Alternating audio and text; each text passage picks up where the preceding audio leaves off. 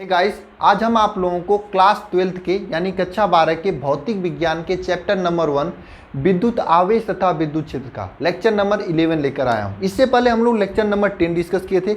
Lecture number 10 में हमने पढ़ा था एक समान विद्युत क्षेत्र में कोई अगर विद्युत द्विध्रुव आघूर्ण रख दिया जाए तो उस पर लगने वाले बल आघूर्ण के बारे में।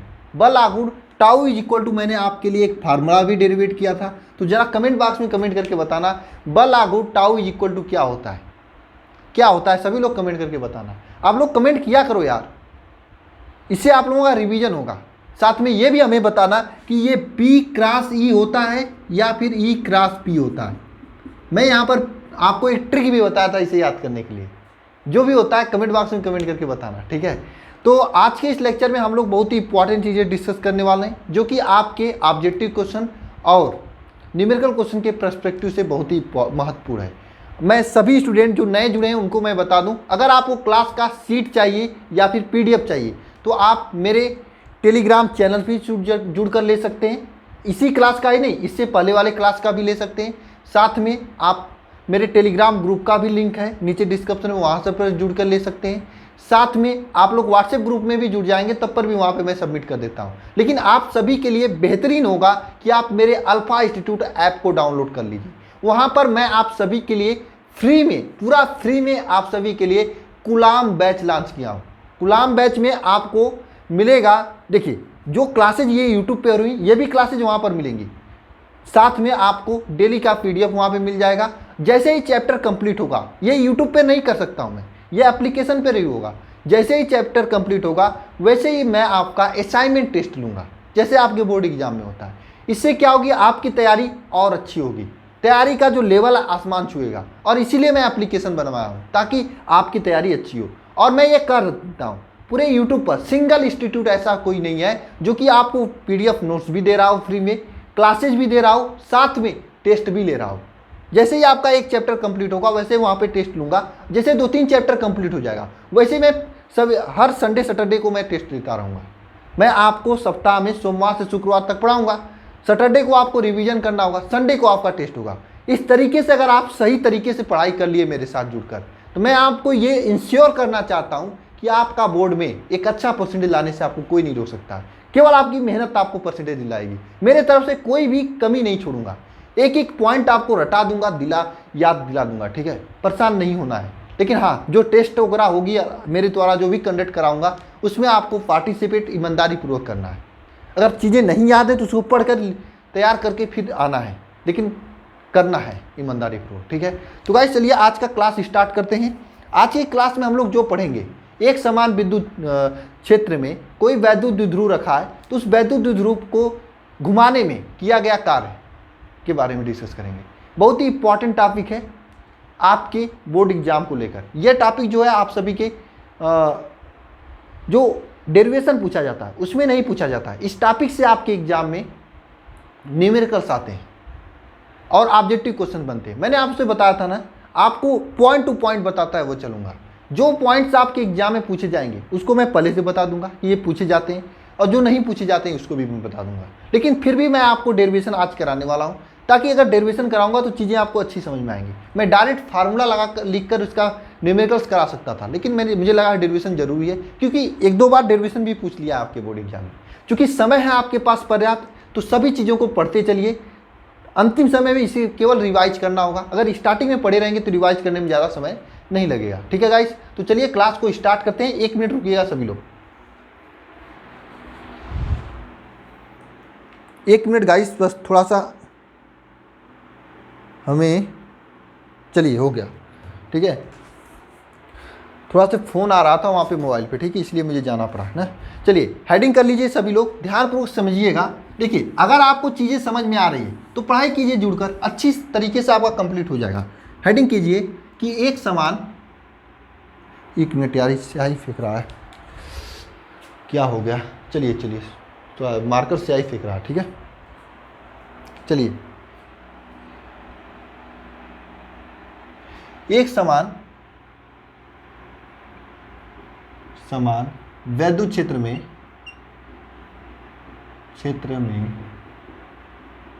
वैद्युत द्विध्रुव को घुमाने में किया गया कार्य। एक समान विद्युत क्षेत्र में वैद्युत द्विध्रुव को घुमाने में किया गया कार्य, ये हेडिंग करिएगा। देखिए अभी तक आप लोगों ने क्या पढ़ा था, आप लोगों ने यह पढ़ा था वैद्युत द्विध्रुव को अगर एक समान चुंबकीय क्षेत्र या सॉरी एक समान विद्युत क्षेत्र में रख दिया जाता है। मान लीजिए यह आपका एक समान विद्युत क्षेत्र है, यह आपका एक समान विद्युत क्षेत्र है। इस विद्युत क्षेत्र में अगर किसी वैद्युत द्विध्रुव को ऐसे रख दिया जाता है, ये कोई आपका वैद्युत द्विध्रुव है ए बी, यहाँ पे माइनस क्यू आवेश है, यहाँ पे प्लस क्यू आवेश है।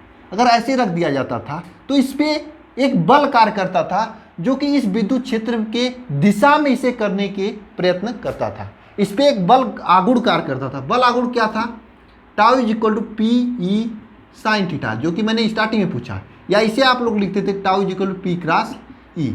ये मैंने आपको लास्ट लेक्चर में बताया था कि कोई भी अगर एक समान विद्युत क्षेत्र में कोई भी विद्युत द्विध्रुव आगुण रखा जाता है तो इसमें होता क्या है, ये प्लस वाला जो है इसको ऐसे आगे लेके जाता है, ये माइनस वाला पीछे लेके जाता है, होता है ना।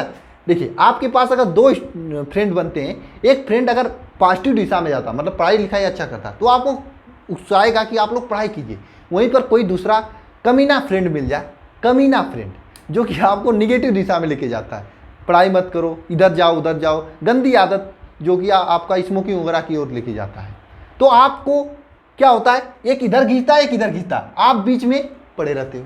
ठीक है, यही होता है, समझ लीजिए यही होता है। सिमिलरली यहाँ पर भी होता है। देखिए ये प्लस आवेश होता है, मैंने आपको बताया था वहाँ पे कि जो प्लस आवेश होता है विद्युत क्षेत्र की दिशा में बल लगाता है। तो ये विद्युत क्षेत्र की दिशा में बल लगाता है, यानी ये इधर लगाता है, यह प्लस क्यू। ठीक है, ये जो निगेटिव आवेश होता है विद्युत क्षेत्र के विपरीत दिशा में बल लगाता है, एफ निगेटिव। ठीक है, ये मैंने वहाँ उस दिन बताया था आपको। ठीक है, तो दोनों एक दूसरे के विपरीत बल होते हैं, इसलिए यहाँ पर एक बल आगुण उत्पन्न हो जाता है जिसे आप लोग टाउ कहते थे, tau is equal to P cross E sine theta, या फिर पी क्रॉस ई लिख सकते हो। ठीक है, लेकिन आज के इस लेक्चर में इससे कुछ एडवांस जाएंगे। साइंटिस्ट ने सोचा, साइंटिस्ट जो है सोचा कि यहाँ पर ये बल लग रहा है, बल तो लग रहा है ना, यहाँ पे ये कोण थीटा मान लीजिए। ठीक है, हमने क्या करना है, ये तो इसको इधर ले जा रहा है, ये तो इसको इधर ले जा रहा है। मैं क्या किया, इसको अगर घुमाया कितना, थीटा अंश घुमाकर यहाँ पे लेते गए। ठीक है, थीटा, ये थीटा 1 से थीटा 2 पे लेते गए। ठीक है, इसको मैंने क्या किया, घुमाया अपने हाथ से। जब इसको घुमाऊंगा तो यहाँ पे कुछ ना कुछ मुझे भी कार्य करना पड़ेगा, बिना कार्य किए तो कुछ होगा नहीं। मैं इस मार्कर को नीचे से उठाकर ऐसे ऐसे कर रहा हूँ, यहाँ पर भी कुछ कार्य करना पड़ रहा है। जब मैं इसे इस विद्युत क्षेत्र में घुमाकर, देखिए ये ब्लैक वाला जो मैंने यहाँ पे किया हूँ, तो यहाँ पर भी तो कुछ ना कुछ कार्य करना ही पड़ेगा ना, उसी कार्य को ज्ञात करना है। समझ में आया? कुछ खोपड़ी में गया मेरे भाइयों को, उसी कार्य को मुझे ज्ञात करना है। किसे मैं घुमाकर इसे इस कंडीशन में ले गया, इसको नचाया थोड़ा सा, उसी कार्य को ज्ञात करना है। सिंपल, समझ लीजिए। अरे गांव में आप लोग करते हो ना भाई, गांव में किसी को पकड़ के नचा दो, ऐसे ऐसे चार फिराम लगा दो ना, तो हो गया। घुमाने में कुछ कार्य करना पड़ा ना, कोई भी चीज़ है, कुछ भी अगर आप करते हो तो उसमें कुछ ना कुछ कार्य करना पड़ता है, पसीने आते हैं, कुछ ना कुछ करना पड़ता है ना, कार्य तो करना पड़ता है ना। कोई भी काम कीजिए, गर्मी समय में कुछ भी काम कीजिए, आप कोई बोझा ही उठाइए, लेकिन हालांकि बोझा ढोने में साइंस की भाषा में देखा जाए तो कार्य नहीं होता है, क्योंकि वहाँ पे कार्य और विस्थापन के बीच में 90 अंश का एंगल बन जाता है, फिर भी कार्य होता है। मानो तो पसीना आता है ना, कार्य होता है, मेहनत होती है। ठीक है, तो यहाँ पर भी अगर हम इसको यहाँ से ऐसे घुमाएं और थीटा 2 एंगल तक ले गए तो कुछ कार्य करना पड़ रहा है। इसी कार्य को आपको ज्ञात करना है। बहुत सिंपल सा है, डेरिवेशन आप सेकेंड भर में समझ जाएंगे, लेकिन इसमें थोड़ा समाकलन होता है।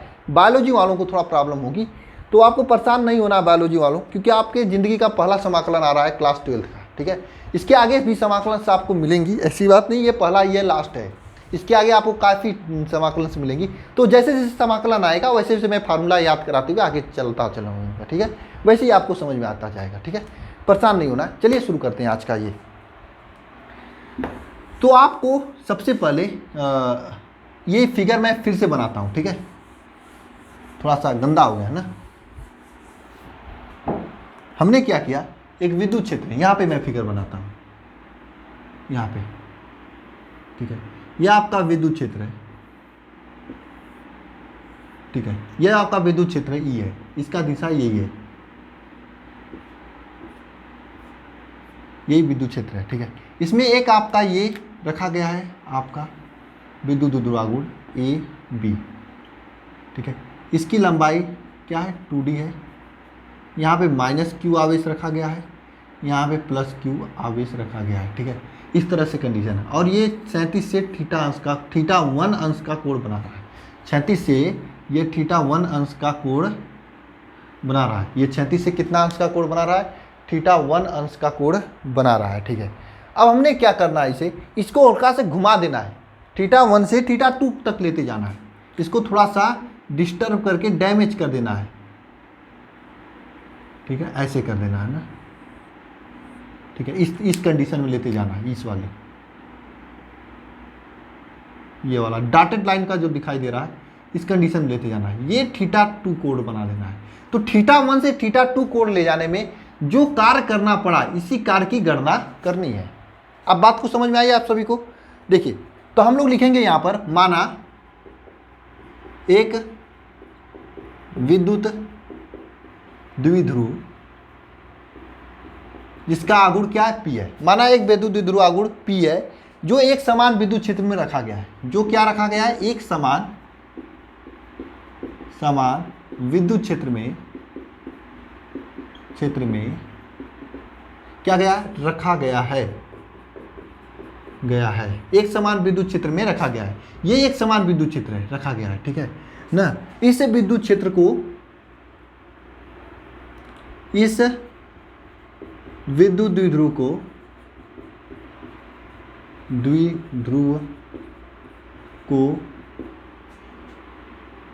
थीटा अंश घुमाने में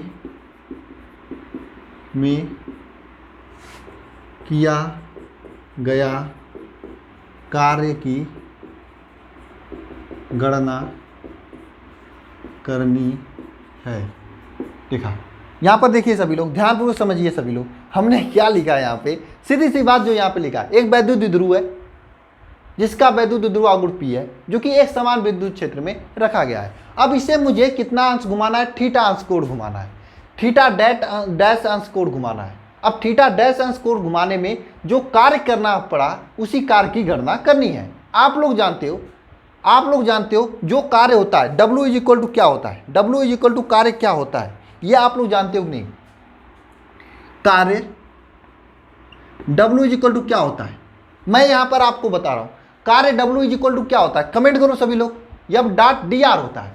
F डॉट, आपने ये पढ़ा था कि अगर कोई चीज है, इस पर F बल लगाया जाता है, F बल लगाया जाता है और इससे हम लोग S दूरी विस्थापित करते हैं, तो कार्य बराबर क्या होता है? F इंटू यस, मतलब बल इंटू विस्थापन, यही होता है ना, बल इंटू विस्थापन, यही होता है कार्य बराबर। आप लोगों ने पढ़ा है 9th 10th में, कार्य बराबर बल इंटू विस्थापन होता है। सिमिलरली यहाँ पर भी होगा। मैं फील कराने की कोशिश कर रहा हूँ 9th और 10th 11th से। प्लीज़ सभी लोग मेरा सपोर्ट करना। सपोर्ट करने का मतलब ये है, मैं डायरेक्ट भी बता सकता था, लेकिन मैं बता रहा हूँ तो आप लोग देखना ध्यानपूर्वक, ठीक है, ताकि रिवाइज हो जाए। ध्यान देना। तो यहाँ पर भी वही कंसेप्ट है। यहाँ पर क्या है, हमने यहाँ पे जो बल है, बल को लगाकर हम लोग θ2 अंश तक लेके जा रहे हैं, मतलब डी थीटा, छोटा देखा जाए तो डी थीटा कोण घुमाया जा रहा है। मैं यहाँ पर डी थीटा लिखूंगा। डी थीटा लिखने का मतलब एक सूक्ष्म कोण घुमाया जा रहा है, सूक्ष्म कोण घुमाया जा रहा है। और किस बल से घुमाया जा रहा है? टाउ बल से, टाउ बल से, क्योंकि यहाँ पे टाउ ही बल है ना। तो यहाँ पे क्या बल W is equal to tau d theta लिखेंगे। क्यों लिखेंगे? आपने जाना बल यहाँ पे टाउ है, विस्थापन क्या है? थीटा। तो मैं इसको पूरा थीटा ना लिखकर डी थीटा लिख रहा हूँ। ये बल भी DW हो जाएगा, पूरा बल नहीं होगा, छोटा बल होगा। अब इस छोटे बल को पूरा बल में चेंज करने के लिए हम लोग समाकलन करते हैं।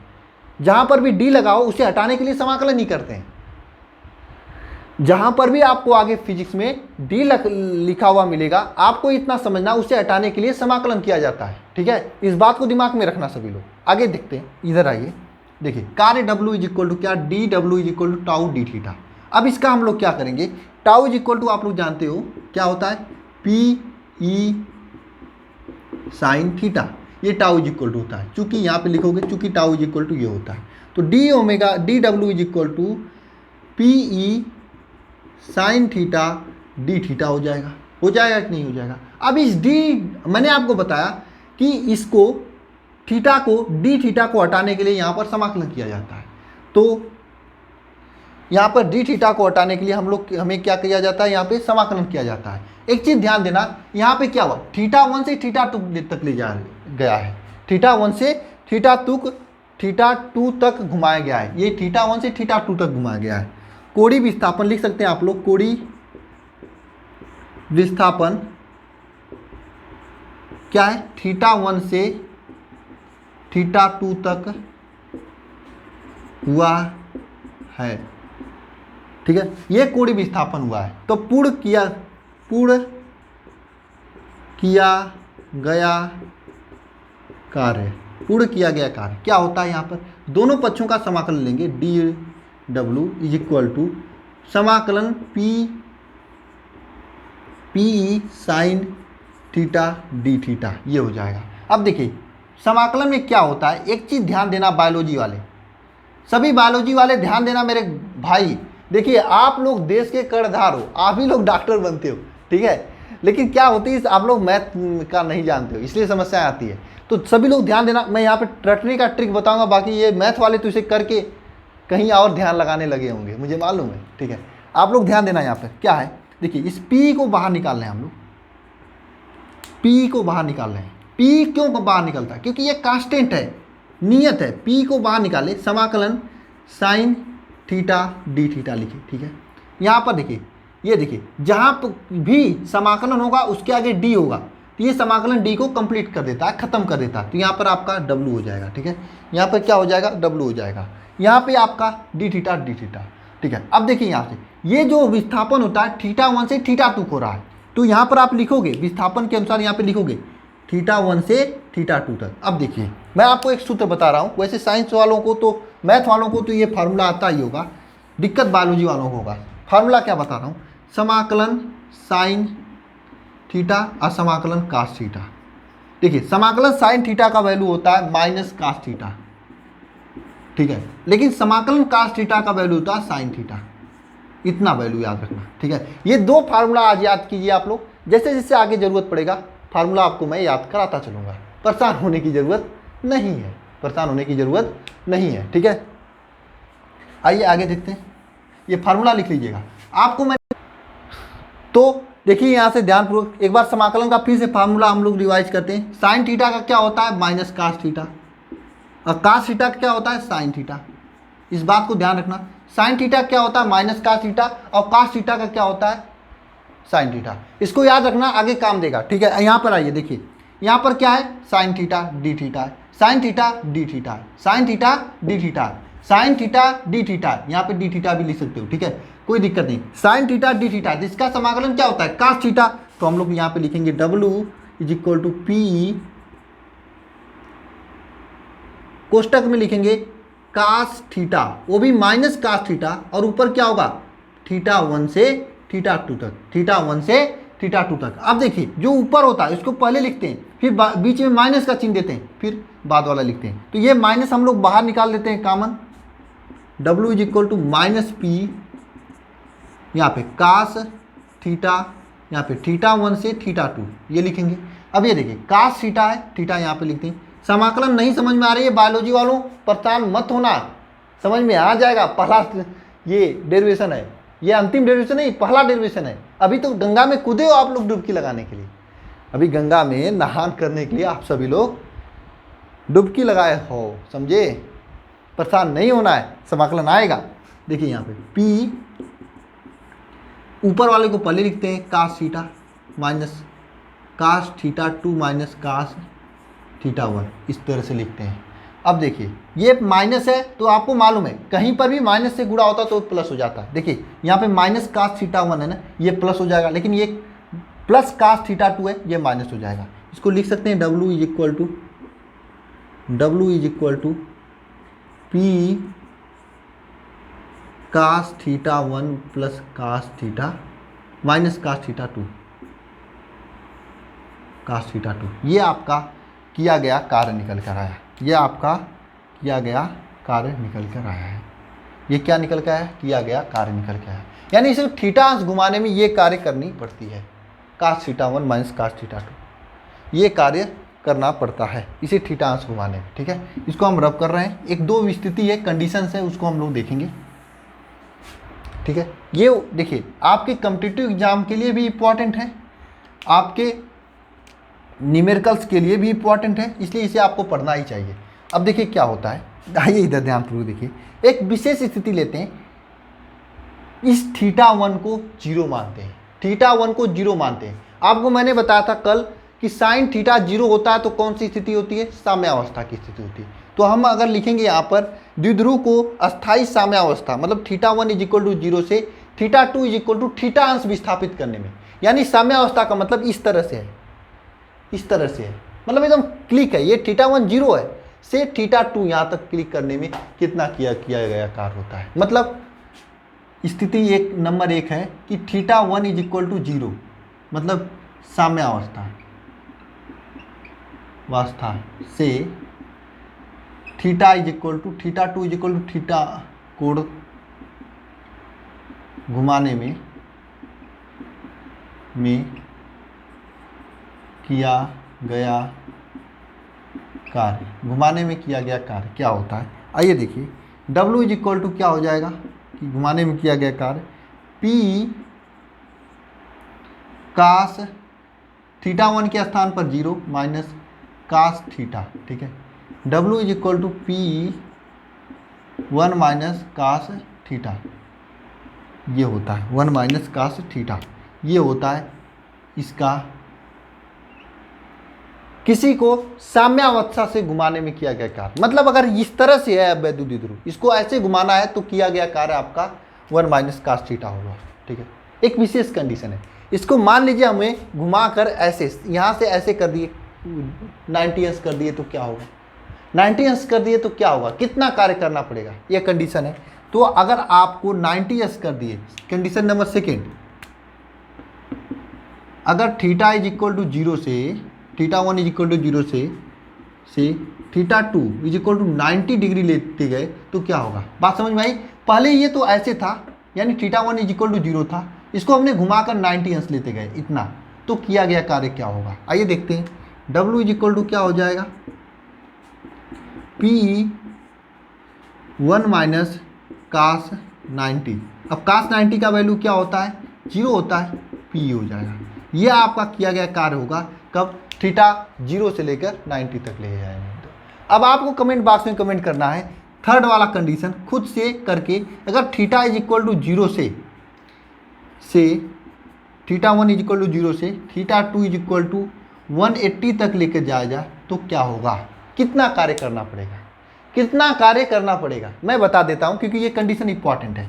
आपने जाना W = क्या होता है, P1 minus 1 plus cos 1 minus cos θ2।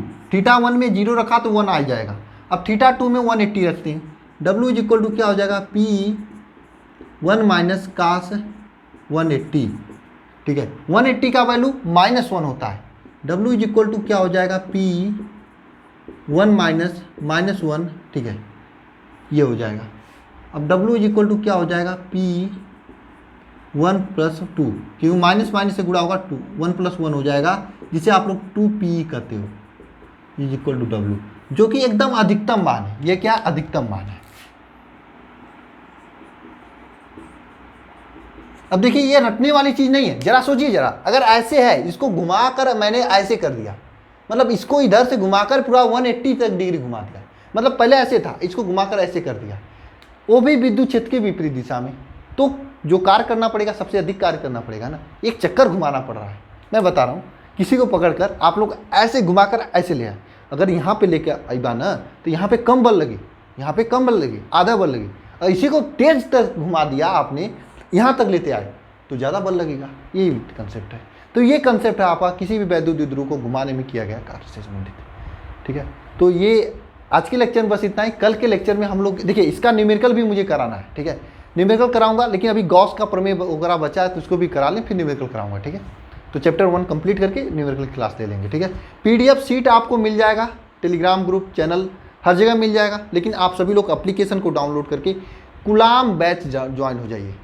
क्या कुलाम बैच कैसे ज्वाइन करना है, आपको ज्वाइन होने के लिए आप सभी को क्या करना है, बहुत आसान काम करना है। एप्लीकेशन को डाउनलोड करना है, अपने नंबर से रजिस्टर्ड करना है।